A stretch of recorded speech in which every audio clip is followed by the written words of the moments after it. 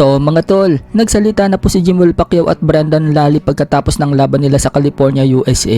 Tanggap naman po ni Brendan Lally na tabla yung laban niya dito kay Jimwell Pacquiao dahil yun daw ang hatol ng mga hurado. Pero para sa kanya, nararamdaman daw niya na siya yung panalo. Inamin naman po ni Brendan Lally mga tol na mabigat daw ang suntok ni Jimwell Pacquiao at noong tanungin siya kung magpapatuloy pa daw siya sa boxing, sinabi niyang hindi na daw. Mukhang yan na po ang una tuling laban niya sa professional boxing. Sinabi ni Brendan Lally na babalik na lang daw siya sa bahay niya at mamumuhay kasama ang GF niya at magpo-focus na lang daw ito sa trabaho niya bilang teacher. Kung gusto daw ni Jimwell ng rematch, pwede naman daw maghamon si Jimwell ng taga sa kanila sa lugar niya sa Chicago. Tiyak na mas marami pa daw na magagaling na boksingero doon kesa sa kanya, habang aminado naman po si Jimwell Pacquiao na marami pa siyang kulang at nalaman ni Jimwell Pacquiao na iba ang amateur sa professional. Aniya, sa mga susunod, mas lalo pa daw niyang pagbubutihin ang kanyang pagtitraining. So may reaction nga din po si Manny Pacquiao sa laban ng kanyang anak. Satisfied naman daw si Manny Pacquiao sa pinakita ni Jimwell. First time daw ni Jimwell na lumaban sa pro.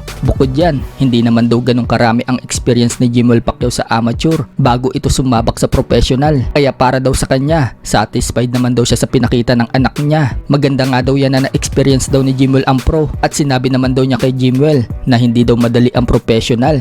Ibang-iba daw yan sa amateur, lalo na daw pagdating sa training at sparring. Pero ngayong naranasan na daw yan ni Jimwell, tiyak na marami na daw natutunan itong si Jimwell. Okay nga lang din kay Manny Pacquiao na naging majority draw ang desisyon ng laban dahil sumusuntok din naman daw itong kalaban. So bago nga din pumaganap mga tol ang laban ni Jimwell Pacquiao, sinabihan pa ni Manny Pacquiao itong si Jimwell. Lahat daw ng sinabi niya, marirealize daw ni Jimwell pagkatapos ng laban kung gaano kahalaga ang footwork, movement at side by side. So tama nga po si Manny Pacquiao. Mukhang naiisip na ngayon ni Jimwell Pacquiao lahat ng sinabi sa kanya ng kanyang ama. Tinuro pa nga po ni Manny Pacquiao kay Jimwell kung paano kontrahin ang mga swing punches ng kalaban kapag bumabanat ito sa itaas. Ang gagawin daw ni Jimwell, uunahan daw niya ito ng suntok sa bodega, sabay uppercut. Habang dinidemo nga po yan ni Manny Pacquiao, tunog pa lang ng suntok niya sa hangin, makikita na malakas na talaga. Marami naman po ang mga Pinoy fans mga tol ang nagsasabi na mukhang talo daw talaga itong si Jimwell Pacquiao sa laban nito kay Brendan Lally. Bagamat malakas daw ang suntok ni Jimwell,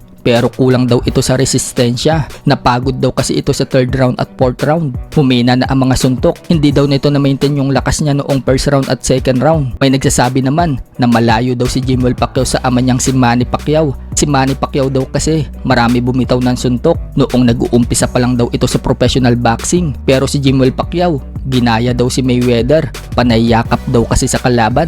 So anong masasabi nyo dyan mga tol? Samantala, Jinky Pacquiao, halos ayaw ng panoorin ang laban ni Jimwell Pacquiao kapag nakikita nitong nabubugbog ang kanyang anak. Hindi na po kasi makatingin itong si Jinky Pacquiao, nakayukyok na lang ito habang nakasandal kay Manny Pacquiao.